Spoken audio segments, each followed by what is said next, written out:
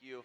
Aim High Air Force Trivia. Thank you so much as we are getting prepared and we are going to be seeing vehicles here on the start line to officially have our first turn and burn round one of the Formula Drift Pro Championship. This is the AutoZone Streets of Long Beach presented by Type S. Obviously, we're here during the day, Type S. The lights are going to come on most recently at Atlanta round two. There are the stats. Age, pretty close. East Coast, West Coast. Toyota, Nissan. Horsepower, you got 4-cylinder, and then you have a V8 of Jeff Jones. What are your expectations here, Ryan? I mean, Turk, #1 qualifier, Jeff Jones. A little bit of bad luck, but the thing about Jeff, I'm just going to stop you right there. You never know what's going to happen with Jeff, right?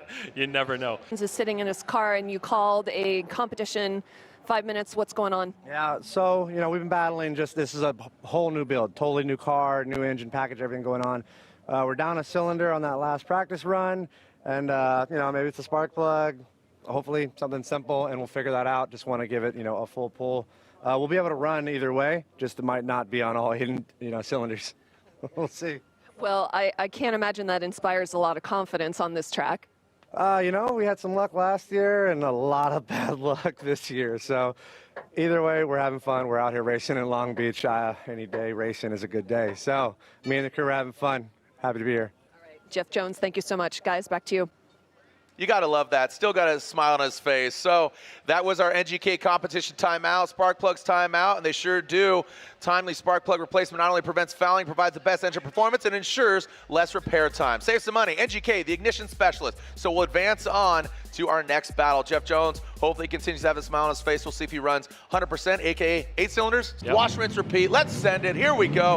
Now we're going for head-to-head, our first battle. Ken Gucci in that Toyota GR Supra, Brandon Sorensen, VA-powered BMW, Ryan Lontaine, Jared Deanna here in the booth. Ken Gucci initiates past that point of no return, coming into view, getting all the way to that outside zone, now under the bridge, outside zone 2, now transitioning that final outside zone. Ooh, Gucci goes hard at the wall, affect the attitude of the car. That might have thrown Brandon off there. Quickly go down to that touch and go in that final inside clip. Brandon. Not quite initiating. Look, right there, he backs off, kind of a lack of angle.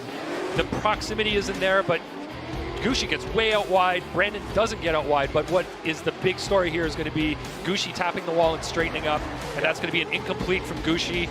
Once the lead car initiates, the run is over. So that spin from Brandon in the chase doesn't matter because Gucci already incompleted. The run is over. Watch his front wheels. Yeah, right here, he goes completely straight, drives straight, quite a distance there. Brandon's trying to avoid, got on the brakes, spun the car. So the spin doesn't matter. Gucci will be at fault here for that spin. Yeah, and early on, like you said, it seemed like he had a lack of, there's the truth serum. We always call it that because you get that overhead shot, that's going to show you the ended Brandon Sorensen, Ken Gucci.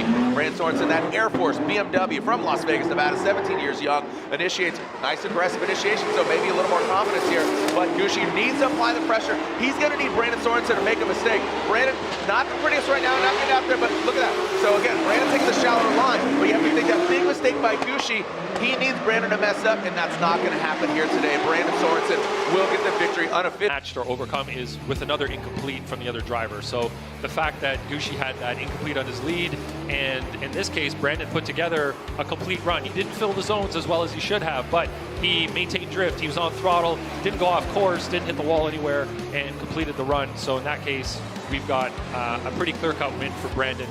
Here you can see Gucci was pushing really hard on the latter half of this run. He had a little bobble there on the rumble strip after initiation, but then got close. You can see he's running almost the exact same line as Brandon here, but as he transitions, he gets really, really tight, kind of gets his nose in a little bit ahead of Brandon's, hits the clip, but really doesn't matter at this point. Slide him left for Gucci, or right, look at that, boom. Brandon Sorensen swapped that thing this morning. They did not. Yes, they did. That's a new engine, FYI. Right. The Rain-X Toyota GR Corolla on Nitto tires. Ryan Turk, our #1 qualifier. He's got the clean air out front and no Rain-X needed. As now goes in that first outside zone. That small little back bumper getting close. Not as close as we saw in qualifying or in practice, but guess what? Oh, Jeff Jones. You see that bobble in the chase position now. Out to that BC Racing Go for Gold. Touch and go. Nice job around the inside clip. Guess what? Jeff did have a small mistake exiting that outside zone 3, but Ryan Turk put it together out front. Again, maybe kind of tempering the flame a little bit, rising to the occasion, but let's take a look at it again. And what were your thoughts, Ryan? Yeah, you can tell Jeff Jones is having some issues in the chase. He's pushing as hard as he possibly can. You can hear that the car is struggling a little bit, so maybe he is down that one cylinder potentially.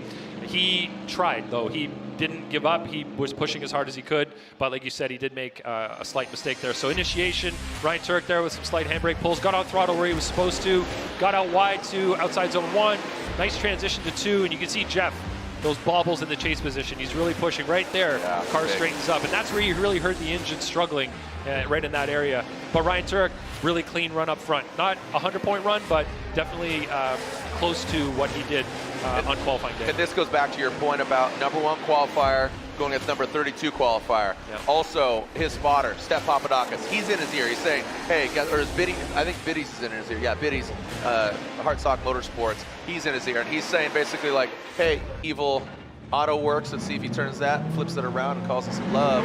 See if he gets some love here. The Evil Auto Works Nissan 370Z, Jeff Jones out front. Little trickle here out of the start. Ryan Tuerck drops into formation. The pass the point and overturn. Was that a late initiation? I'm not sure. We'll have to take a look at that again. So fails to get all the way to the outside zone, like I said.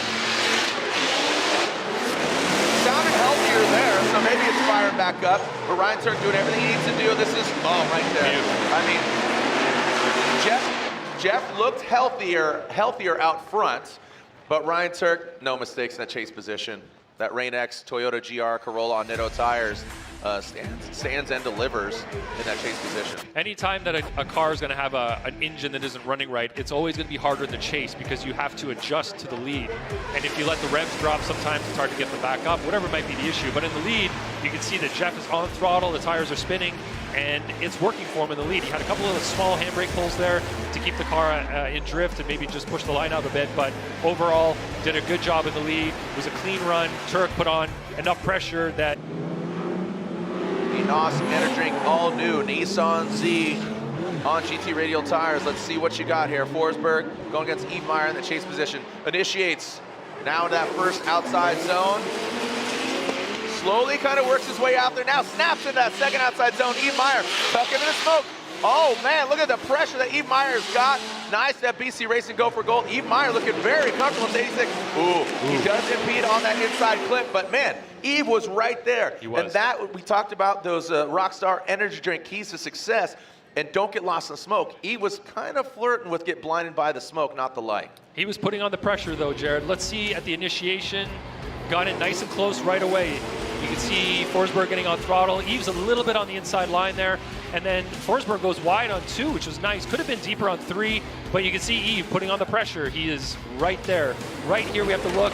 Looks like one tire off at the inside clip, so that's not the worst thing that could happen. Eye in the sky here is going to give us a great view. So you can see a little bit of movement in Yves' car. He's not really on the same line there through outside zone 1, but he works the car back through 2 and 3, and look how close he got right there. That's some great proximity from Yves. And as he goes in here, he may have transitioned just a little too early. Didn't quite have the momentum to carry himself out around the inside clip. Nice and you're out, but so extinguish, 2 seconds, and that was a clean start. As long as he doesn't hit a cone, we're good to go. There it is. So here we go, that Drift Force, Gazoo Racing, Switzerland, Toyota GT86 comes now into that outside zone. Chris Forsberg, NOS Drink, all new Nissan Z on GT radial tires. Yves Meyer, massive angle there. Huge angle from Yves. And look at that. Forsberg with a little shallower line, takes that inside line now, gets all close and personal to him around that inside clip. Here we go, digesting those runs here, and this is again a really good start for Yves Meyer. Here's Chris Forsberg, who's been competing. He is kind of one of the last standing starfighters, a day oneer. Ken Gucci and him. Yep. So looking at Forsberg here, playing it a little bit safe early on, but look at Yves going down that outside zone 2. Great transition, nice line. Chris falls off ever so slightly, misses outside zone 2, but then comes on and puts on the pressure at the end here. He gets nice and close and doesn't hit the inside clip, doesn't drop a tire. So if you look at the mistakes that were made by both drivers in the chase, Chris had a slight error there of line from around outside zone 3. Yves did not quite get out as wide there at 1. Did a good job on 2 though. Maybe about the same on 3. He was a little bit late on 3, but then Chris right there with them through to the end. So we're gonna have to look at the errors that were made in I'm pleasantly surprised by Yves, how comfortable he is. He didn't always look as comfortable in his old BMW last year, but it looks like he's right at home here in this GT86. Yeah, and Yves and Josh Reynolds, they're the Drift Force team. You know, they've done a great job. They're both from Switzerland and just really dynamic drivers. Josh Reynolds' vehicle hopefully will be in Atlanta. He says it's going to be there. He's got a vehicle that he campaigns back home. So here we go. Slide him left for Forsberg, right for Yves Meyer. And it's unanimous. Chris Forsberg gets the win. If you can't elaborate on that, I saw you go and tap Forsberg. It's great to kind of be, again, right here versus looking down on you from my ivory tower. You're on the ivory challenge. Michael Essa, FCP, Euro, Liqui-Moly, BMW. Run those Bill Steins on the corners. Bruce Brigade member. Nice job by Essa initiating. Let's see if Taylor Hull, he tucks in. Little shallow off that outside zone 1, also outside zone 2. Michael Essa doesn't get all the way to outside zone 3, but with those mistakes early on by Taylor Hull, how is he going to fare? Makes it up there on the back end. So we'll back it up, but again, Essa did get to the outside zone 2, and here it is in that chase position. That chase driver just treading lightly, didn't get to the outside zone 2. We've seen that a few times already. Yeah, Michael Essa's looking clean in the lead here, and Taylor Hull's looking pretty clean in the chase as well. A couple of little bobbles right there, but he's building the proximity. He's getting in close. Not quite as wide as Mike Essa on 2, but gets back online through outside zone 3. His proximity is what we call maybe like a mid proximity, but he's running a clean run in the chase position. Didn't hit the cone there, coming around inside clip 1, and did a great job of mimicking more or less what Mike was doing. I'd like to see him a little bit closer though. We'd like to see a little bit more proximity there and more mimic. So right there you can see is where Taylor Hull was offline a little bit compared to Mike Essa. So that outside zone 2 to 3 area is really the major error that Taylor Hull made in the chase. So now it's time to switch it up. There. Now going through that start chicane, here comes Taylor Hull. Is he going to restart that? No, he did not. So he barely nicked that cone. I don't know if he's going to restart the. Stay in the box. We got stayed in the box. Here we go. So just barely flirting with a restart. Oh, look at this.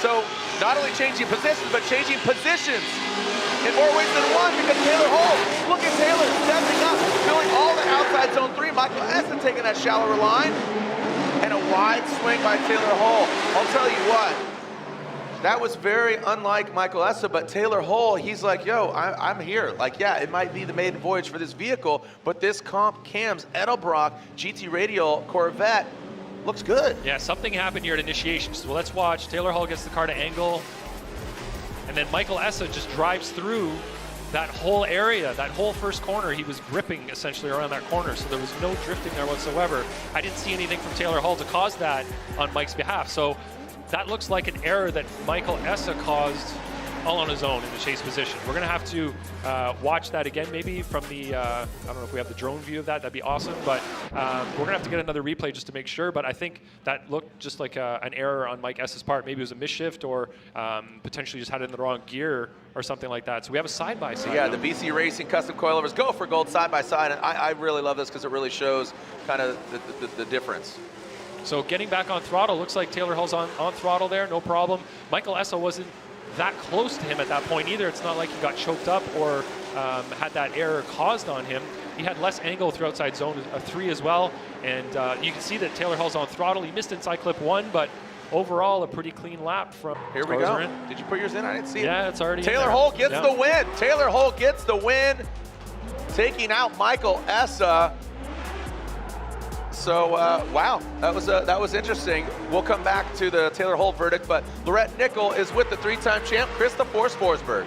Well, Thank you, Chris, and some great insight there. He's talking a million miles a minute because he knows, hey, let's get this thing back to the fifth. Yeah. All right, Nick Novak, Odi Bakshi. So I got a text from Greg Bussell of Coro Works. He says, man, every panel's bashed on this thing. We used about 5 bags of zip ties, thrashing that thing together. The roof is straight. All the other fenders of that CoroWorks brand new vehicle, he got into a couple tussles with the wall. And I fought the wall, and the wall won. That's how it goes down here at Long Beach. Odi Bakshis, he got into a fight on Wednesday. He was at media day, and you were telling me, because I wasn't out here, he had to take that thing back and get a nose job on that thing. Yep. Here we go. Odi Bakshis, Nick Novak going down. That Falcon Tire Field Suspension S15 initiates a big angle there, but guess what? Nick Novak, regardless of being battered and bruised, still comes back for it. He is a rookie. Look at Odi Bakshi flexing on him, talking about that back bumper, that back fender at minimum. And you know what? I always say this, get the crashing out of the way. If it's gonna be inevitable, sometimes it's like, okay, guess what? YOLO, got nothing left to lose. Let's go for it. And it seems to work out and pay off for Nick Novak. Yeah, get it out of your system early so that when competition comes, you can actually put it together. But that was a great run from both drivers. I think Odie could have done a little bit better on outside zone 1, but great initiation here, gets on throttle at the right place, not holding anybody up there. Could have been wider on 1. Novak is right there. Look at the Mimic transitioning at the same time as Odie. Odie got into outside zone 3 late, but managed to touch the wall. Didn't affect his line, didn't affect his angle, didn't affect the attitude of the car at all, but it did get him into that zone late. So let's watch it from the sky. Always gives us a lot more info that we can get from the ground. So watch Odie's line here. The zone got out there really, really, really late, but he was still wide. It wasn't that he wasn't all the way, just wasn't all the way out to the wall. So, but great job from both drivers there. Nick did. The Rockstar Energy Drink, top 32 Rockstar Energy Drink, the official energy drink of Formula Drift. Got a clean start. Nick Novak, battered, bruised, but not down and out. Now coming in that first outside zone, Nick Novak gets about a half car length off. That can throw off Odie Bakshi's. Now this is where it needs to apply the pressure. He has to adjust. Novak, look at that, he spins. Look at that maxed out angle from Novak going into that go for gold, outside touch and go. Pretty well executed by both the drivers. I'll tell you what, Odie did a really good job of compromising because he saw Novak didn't get out there and he had to shallow up, but he got right back to him on the outside zone too. That is very difficult to do, to massage your car in that chase position. It's very surprising how similar those lead runs were from both drivers. It's almost like Nick Novak saw what Odie did in his lead. He's like, okay, I'm going to do that. Yep. He just, watch, the distance there from outside zone 1 is pretty much the same. Same thing on 2. If you look at 3, Novak went late into outside zone 3, tapped the wall in almost the same spot. It looks like he was right at maximum angle there. Looked like he was maybe potentially holding back from a spin, maybe not. But let's watch it again from the ground level here. Nice transition. Odie's nice and close. Odie's got his car positioned very, very well. That's something that's really important too, is where is your car in respect to the lead? And you can see that Odie's pretty much in the right spot, but you can see there, Nick definitely over-rotated the car slightly there, probably had to catch it and then get back on throttle. Over-rotated. We've seen that happen often from 2 to 3 and after 3, so let's watch the side-by-side. Yeah, you talked about it, almost identical lead runs, so I really think it's focusing on the chase run and what they're doing in the back end. Yeah, so you can see the proximity to the wall there's identical, same thing there for the lead to lead. Watch Odie though, he taps the wall and keeps going. Look at Novak right after tapping the wall. The car goes to high angle, slows down a little bit, and I think that's where Odie had to adjust, but did an amazing job. I think if you had a lesser driver behind Novak there, it would have been more obvious, the correction that had to be made, but Odie is so skillful, he made it look easy. He made it look like he had to do nothing back there, but he actually probably put together a great chase despite what happened in the lead. So you can see here, the 3 judges, 3 of us went with Odie, and I think it's based on what happened to Nick. Huge, huge. Dean Carney, similar setup, twin turbo, breed of technology, and some people don't understand it, but guess what? You know what you understand? Somebody's going to win. You got 2 amazing cars, high horsepower. Dan Burkett initiates. The GT radials go round. Nice job by Dan Burkett. Big angle. Ooh, looks like he kind of had a hiccup there. Threw a lot of angle out there. Look at that, massive. Kind of almost rotate. That's a hard act to follow. Yes, it is. He threw a lot of angle at outside zone 1. And that's going to just absolutely throw off Dean Carney. For sure. Again, you know, Dan Burkett progressed with this Mark IV Supra and just kind of a new look, a new feel, always working on the Rad Industries. What's your assessment? Well, let's look at this initiation first, Jared. See the cars getting the angle. Dean Carney's in decent proximity right here, but look at the way that Rad Dan gets over-angled there, looked like, and slowed down considerably. Dean Carney had nowhere to go in that situation, and that is an area of the track where momentum is so important. If you're in the chase position and the lead car slows down on you, as a chase car, you have nowhere to go, and that means that you're going to have to slow yourself down. The lead car is going to take off, and now you're kind of sitting there left hanging. And it looks like Dean Carney was left hanging in that situation. So the proximity is enough here that it's close enough that you could say that the lead car affected what's going on with the chase. It almost looked like he was going to spin in that area right there. So watch the cars. He comes around, right here. Big angle, a couple of little bobbles right there, and tries to get on throttle and carry through, but he just kind of left Dean hanging in the chase position. So Dean then doesn't have the momentum to get himself wide around number 2 and 3. And of course, as you get to 3, you can see Dan. With Rad Dan's massive angle, I think that really did disrupt. So adding to your point, your elaboration. Yep. So now let's see what we get. Run 2, the second half of this battle. Dean Carnage Carney, that Hyper NFC Dodge Viper. Now coming into view of the fans here in the building in that first outside zone. Nice snapping transition by both drivers. And I believe Dan definitely knows he's got to step up. Nice job by Dean Carnage Carney. Look at Brad Dan now getting right tucked in. Yep. Looks like just barely nicking it. There wasn't a tire, and you talk about the driver's meeting. You can't hit that cone, but we're talking bumper. We're not talking tire. Don't put tread on it, put a bumper on it. Yeah, put a that's bird exactly on right. it. Portlandia. So Okay. the other issue that we're going to run into here is Dean Carney went a little long in outside zone 3 and dropped a tire on that white line on the outside there. We're considering that an off course. So it'll be one tire off. It won't be a big deal, but it's just something to add to the mix. Looking at what Dean did otherwise, though, great initiation. The transition between 1 and 2 was phenomenal. So right there, you see him drop that tire. Not that big of a deal, really, in the overall side of things, but you can see that he was fast. He was committed in the lead. Watch his initiation here. Gets the car quickly to angle, accurately, gets back on throttle. As if you watch here, outside zone 1 was off a little bit, but then that transition was phenomenal to outside zone 2. You can see that Dan is right behind him, but he misses 3 altogether. The only thing that's going to save Dean here is if the other judges think that what happened in the lead position on the first run, where Dan kind of over-rotated and slowed down, if they feel that that caused Carnage not to really have anywhere to go. So nice little wall tap there. Right for Dean Carney. We've seen unanimous decisions, and there it is again, Dean Carnage Carney. Yep. So Ryan, it's unanimous. We slide him all the way to the right. What justified that for you? Pro spec, pro, but guess what? 2 great personalities in the Formula Drift paddock and now on track. Rome Charpentier, Garagistic, BMW initiates in that first outside zone. Travis Reed in the Reader Motorsports. Link ECU, BMW in the chase. Both them tit for tat. Reader a little bit shallower than Rome Charpentier. Oh, and look at Reader, goes deep, and unfortunately, we saw him put too much angle, gets into that wall. Rome Charpentier showing you why he qualified 5th. We mentioned him on the pre-show, and he's showing you why he deserves to be there. His mom this morning says red's not his color. Last year's car was red and black. Now, obviously, retina burning, green and purple or pink kind of fade, but it seems to be working out. Regardless of the color, the performance of the car, he's right there. That was yesterday. He impressed all of us with the run that he put together in qualifying, and he's really keeping that momentum going here in competition. Great initiation. Look at his angle, really stable all the way to outside zone 1. Transition to 2. Nice arc to 3, but right in the chase here, this is where Reader kind of got into the marbles a bit. You can see him over-rotate a little bit, transition the car, but he'd already lost proximity at that point. But Charpentier in the lead is looking phenomenal. Great job. So here we go, turn 3. So this is where you see that Charpentier could have been a little bit closer to the wall at the beginning of the zone, and you can see that Reader in the chase there maybe just got a little too close.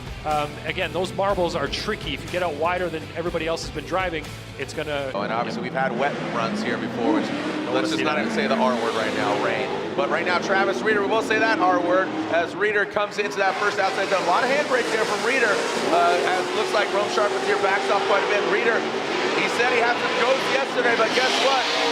He surprised himself. Reader not into that outside zone 3, into that touch and go. They keep it right where they need to be, and both are very tight. So again, there's that bumper tap, just barely nicking that first and final inside clip, the Peninsula on that waterfront. That was another great battle. I think that Reader did a great job in the lead. He got out to outside zone 1 really well, did well on 2, but you can see he had a handbrake pull between 2 and 3 because his car wasn't on the right line and he wasn't pushing all the way out to outside zone 3. And he did not fill 3, unfortunately. So let's watch on throttle. Oh, another handbrake pull there. Yeah, good eye, good catch. You can see there, on zone 2, did okay. Handbrake pull there, trying to get out wider. Didn't get out to 3, unfortunately. Transitions the car for the touch and go, and then you see Charpentier right there in the mix in the chase position. So definitely going to be looking at the errors that were made. We're going to do a little side by side, Jared, see how they look. I think that Rome had a cleaner lead. He did get out to outside zone 3 nicely, just tapped that wall when he was in his lead, although it was a little bit later in the zone. But Rome did not, Reader didn't get all the way out to that zone. So that's, lead to lead comparison. That's a big, I guess, detriment to him. And we always talk about the handbrake pull. What we're talking about is the judges, and I'll let you kind of analyze this and walk us through it here in a moment, but I really want to, because this is pretty close in regards to the outcome and which way it's going. They both had mistakes here and there, but lead versus lead, chase versus chase. When we talk about handbrake, you'll see the rear wheel actually stop. The judges don't want to see that, because when you pull that handbrake, what that's going to cause, knee-jerk reaction, or kind of every action has a reaction. The reaction when you pull that handbrake, that's going to cause the back end of the car to go backwards. So as you were talking about, Lantaine, is on that last outside zone, pulling the handbrake, that's going to cause it to massage to the back. So Rome Charpentier gets the win. The Garage Stick BMW E36. Give moderns hell, and unfortunately, reader, you're the modern that he gave hell. So Rome Charpentier and travel import for his first year in FD in the States. So Stuckey and Love. Who you gonna love? Is it Love or Stuckey? Stuckey comes across the nose of the After Hours Autosports BMW. Now into view. Stuckey gets out there. Love very shallow for that BMW. Stuckey now to that last outside zone. Coming into the touch and go. A lot of nerves, you got to think, these guys. But that's got to be a level of comfort. As I said, these guys have a storied past. I followed them on Instagram and saw them this morning. They were doing autograph signing. They said, they've lived so close together. They've done this, they've done that. They're homies, and guess what? They are not homies at all right now. I think Love's problem started early on here, right at initiation. If you look at his initiation, it was actually late. Yep. Didn't get the car to angle, really. Kind of drove around the first corner and then finally got angle in the car. In the lead position there, Stuckey's doing a great job getting himself out to the zones. Got really far out in 3. And you can see Love putting on some pressure late in the run here, but I think the damage may have already been presented by Type S. Josh Love, After Hours Autosports BMW initiates. Quick little handbrake pull, nice job. That big Duck Club kit looking good. Is he gonna bang it on the wall? No, he does not. Keeps it off the wall. Shallower line. I think Daniel Stuckey's really tempering back and kind of dialing it, knowing that he has an advantage here. No major mistakes, not an inactive chase. Unfortunately, right out of the gate for Love in the chase position, he needed to step up, and he needed Daniel to make a mistake, and that's just not the case for Stuckey. Again, the highest qualifier out of the newcomers into pro. Yeah, Stuckey knew that he had an advantage. He knows he needs to still put some pressure on, but not take any unnecessary risks. The only error I saw from Stuckey is right there. There was a slight bobble and angle, but he stayed in drift. In the lead position, Love is getting to the zones, not filling them fully. You can see 3 here, he was off considerably, and Stuckey's right there, mimicking his line, mimicking his angle, and getting through the course in that chase position nice and tight. So I think this should probably go Stuckey's way pretty easily here. And just banging away, doing it for the cause. Stuckey with the stunner shades on, and guess what? He stunned Josh Love. So Stuckey gets the win and moves on into top 16. He's going against the fierce Rome Charpentier. So guess through the K&N air filter. K&N air filter is the official air filter of Formula Drift. All the way out, listen to Mr. Chelsea DeNova.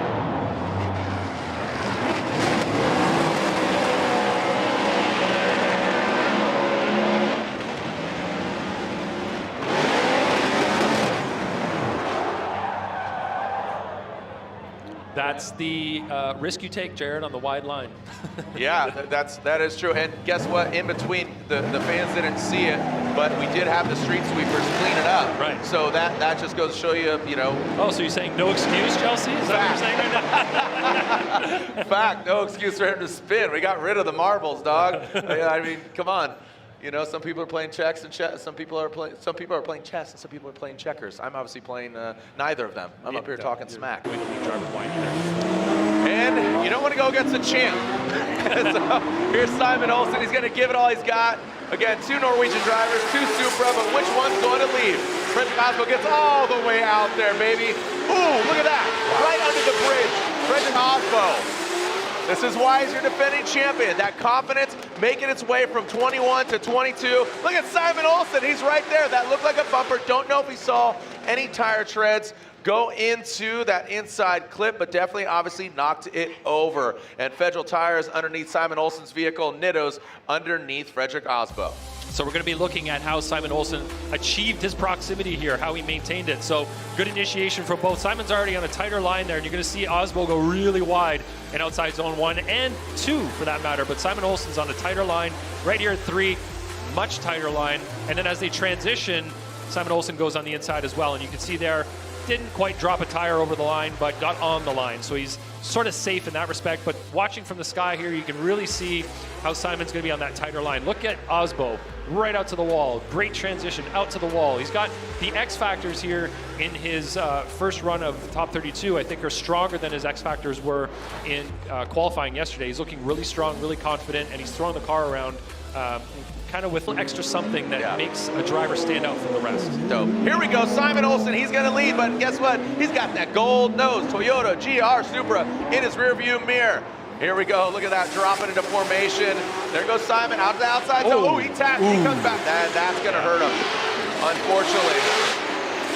So as Simon Olsen gets disrupted, bashes in that great looking Supra, Frederick Osbo, you know what? I think he was just like, okay, you go ahead. He gave him a little bit of room, and that paid off, because if he was too close, that would have been, bam, we see 2 Supras, 1 crash. Yeah, because if Osbo had been right there, that transition that he did was a forced transition, really. The way that the car bounced off the wall, that would have, he potentially could have made contact with Osbo. So let's look at it from our best view possible, the sky. So you can see Osbo's right there.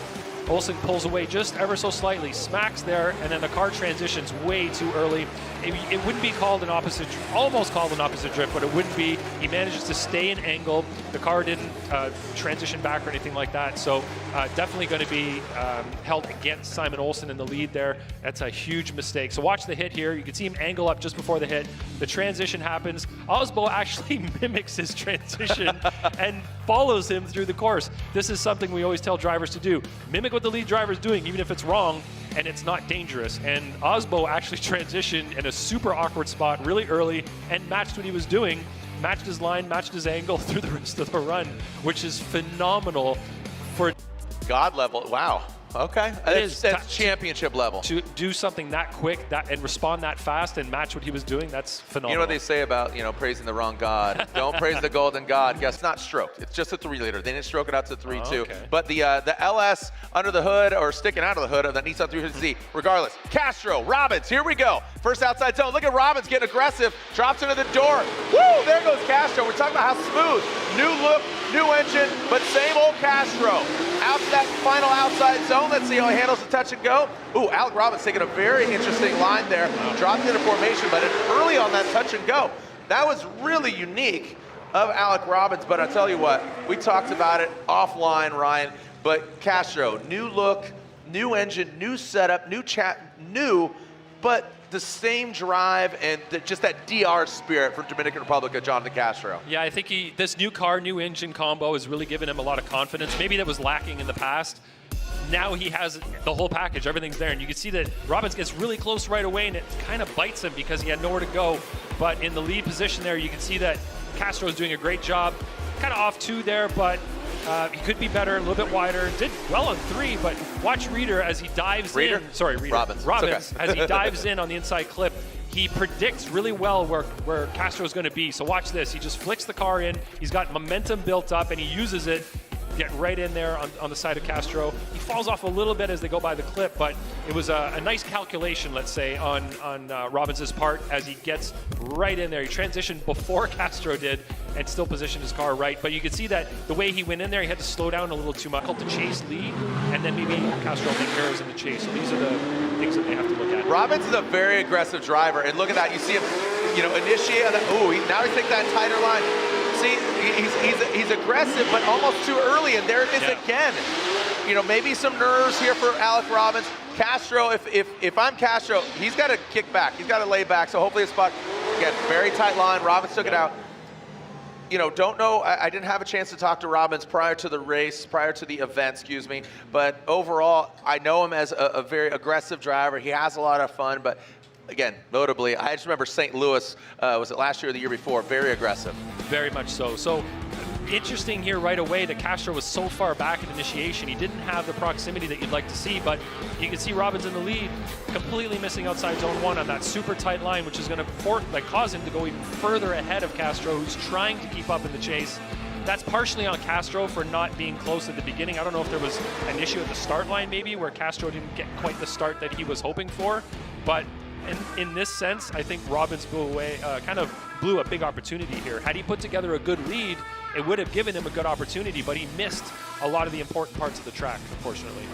Yeah, that just didn't pay off for Robinson. Watch this initiation again. I mean, there's a 3, 2, 1, initiates at the 2 cone, taps that, but then it grips up. Yeah. So it's that fine balance. And now, like we said earlier, you can't really blame it on track because we got a good white balance going here. If you're into photography or video, it's just a nice white balance, which is going to equate to an even surface outside of the black and the gray towards the end, but it should be consistent. So there we go. Let's make it official. Guess what? It's going to be an all Toyota battle in top 16. Where are we at? Matt or Mike? Field or Power? Wow, what happened there? Was that a restart? No. I don't think that's a restart. That might mean Mike Power. We'll find out officially, but Matt Field continues through the course. And that's exactly what he needs to do. He's in that lead position. He shouldn't park it. Look at that. I mean, Matt Field, the Forge Star wheels go round with the Falken tires wrapped around him. Nice job there. That's a high-level run, Jared. That was, I mean, if that's a qualifying run, that was 90s, easily. Mike Power slowly trickles through the course. And keep in mind, remember, Mike Power used his competition timeout yesterday. Oh, no. He used it in qualifying. And as we said, you only get one for the entirety of the weekend. That's qualifying day and game day. So if Mike needs to get hands on his car, he's going to have a scratch. And now he's out front. Yeah, his car's running. He was able to drive through the course. We don't know to what level it's, I don't even know if it's damage or if it's... You can see them in the wings. But let's lay out for Matt Field, Falken Tires, Rib Cave, Corvette. Layout list of the Beast of the Bend.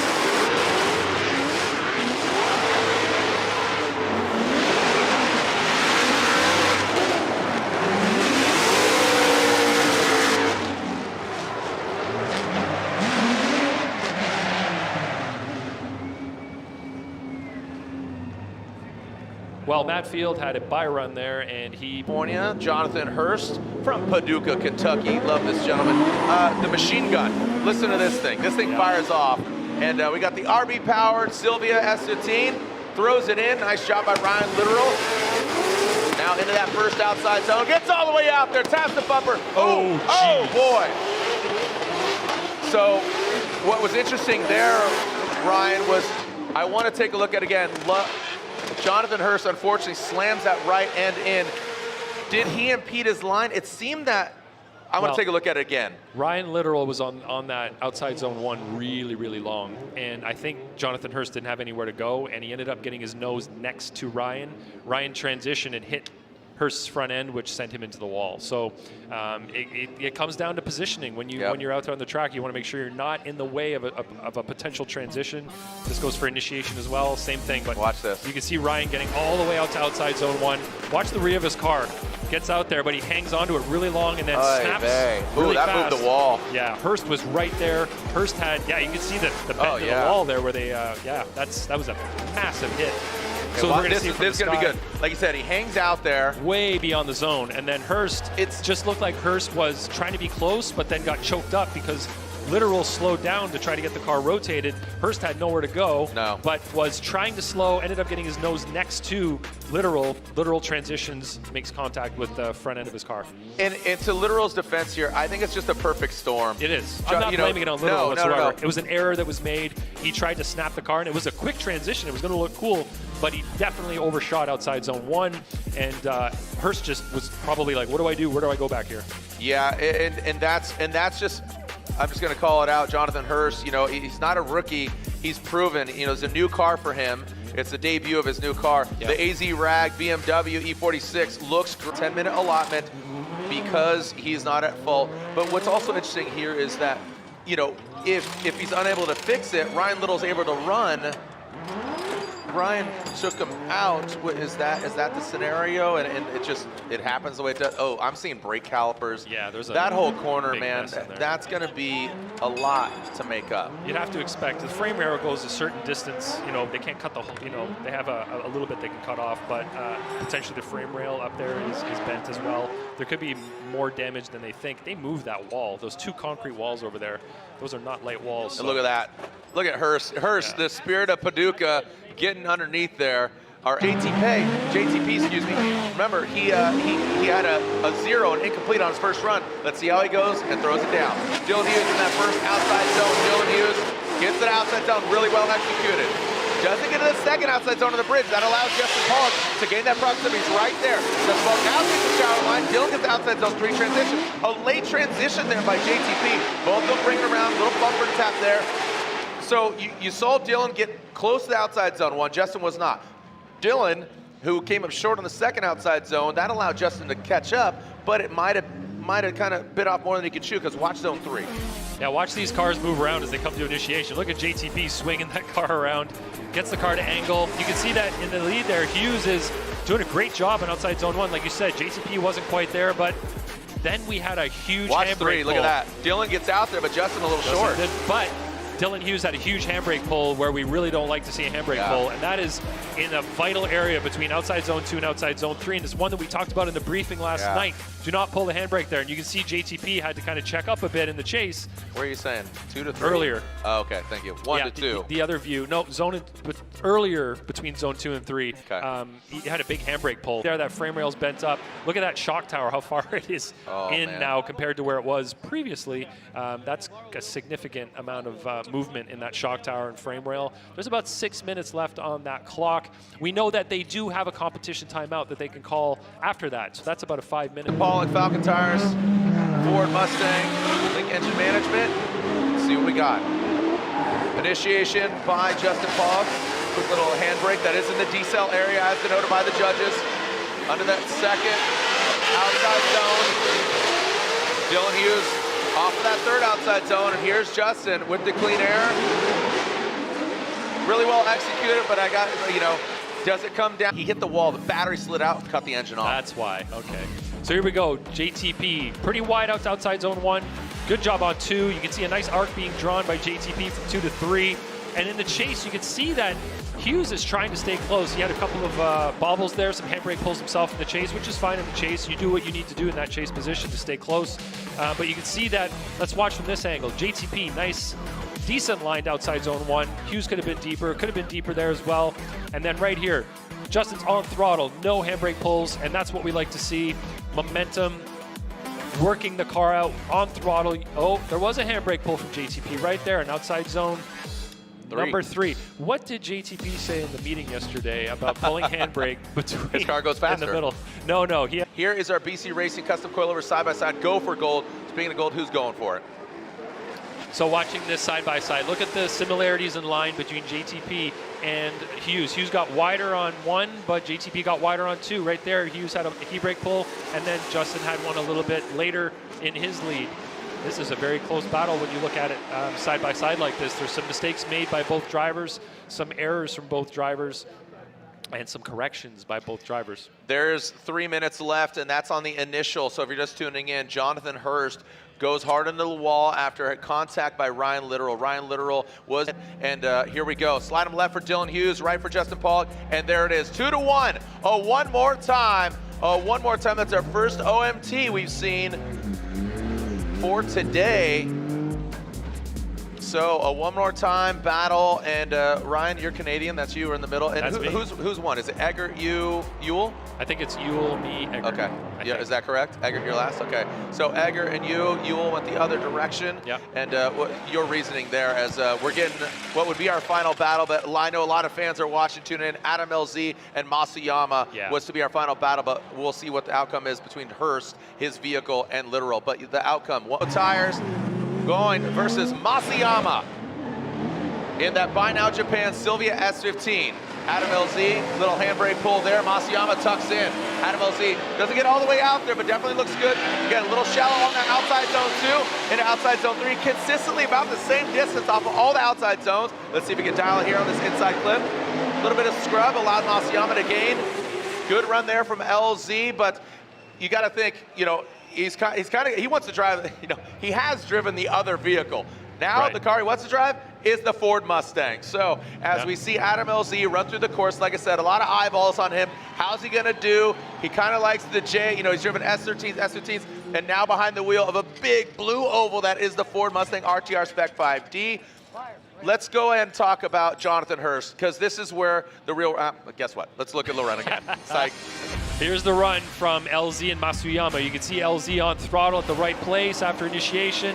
Could have been wider on 1, could have been wider on 2. Masuyama, good mimic in the chase, but he's not really following the line as well as we'd like to see. His nose is in a little bit too much. Right here, though, he tucks into the right position, gets around that inside clip without making contact with it.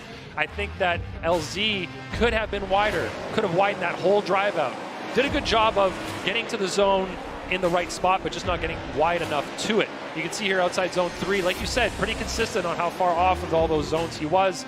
You know, the 4 feet off maybe. Could have tightened that up a little bit. Comfortableness in the Ford Mustang. He's had a lot of experience behind the wheel of it. You know, starting off at St. Louis Auto Show, and now here he is. He's going to apply the pressure that Buy Now Japan S15. Masuyama gets all the way out there. Adam LZ, early transition into outside zone 2. Straightens out LZ. Saves it.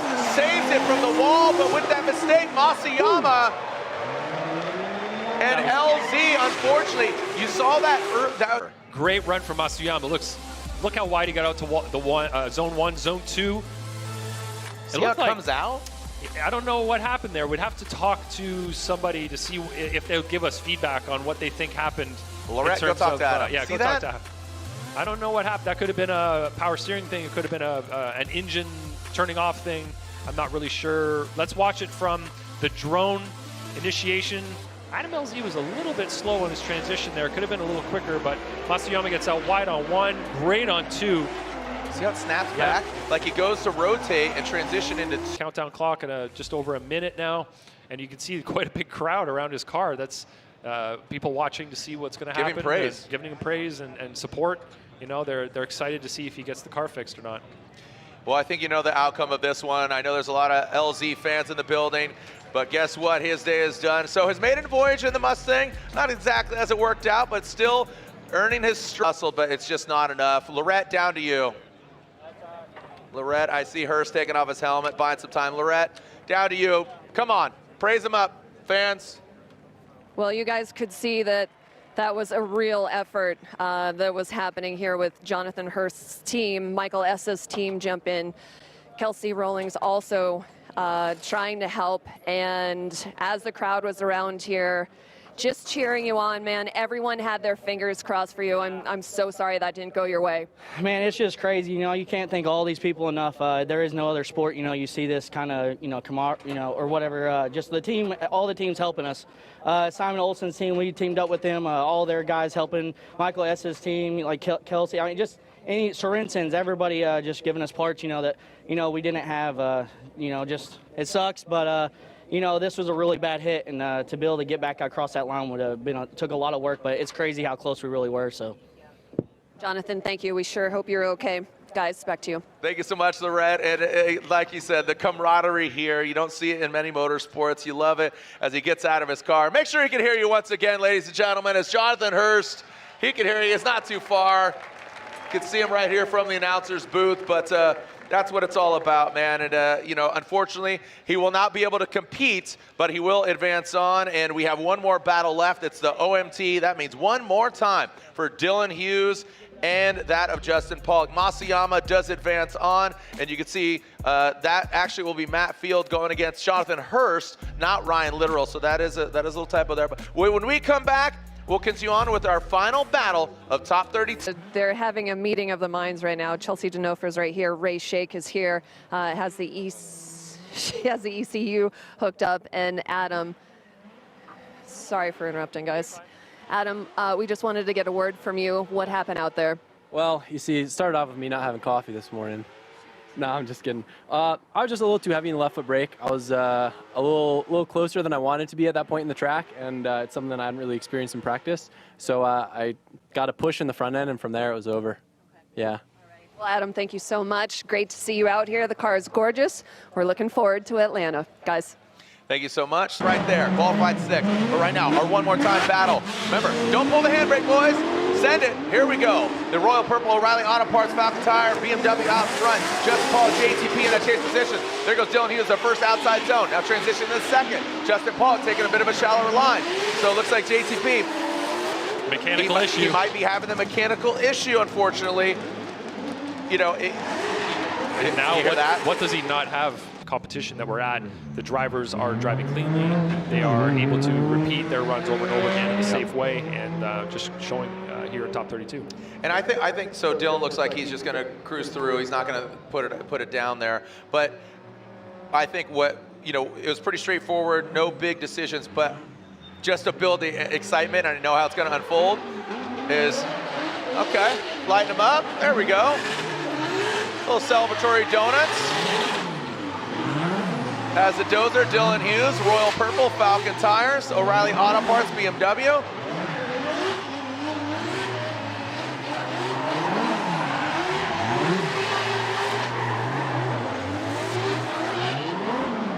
Doing it for the fans. Doing it for the fans. He's got the bye run.